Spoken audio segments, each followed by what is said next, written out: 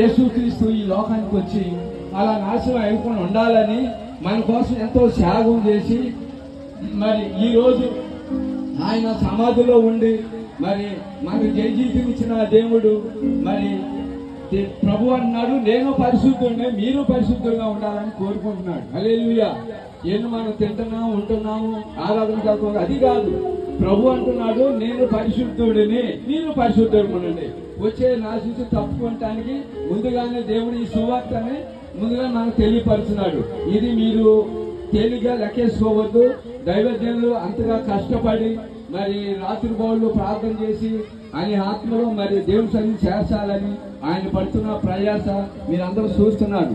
మన ప్రభు అన్నాడు, ఏ బిడ్డ నశించడం ఇష్టం లేదు, ప్రతి ఒక్క బిడ్డ కూడా నా రాజ్యంలో వారసత్వంగా ఉండాలని అని కోరుకుంటున్నాడు. కనుక మనందరం కూడా పరిశుద్ధంగా ఉందాం, వచ్చే నాశించి తప్పించబడదాం. హల్లెలూయా.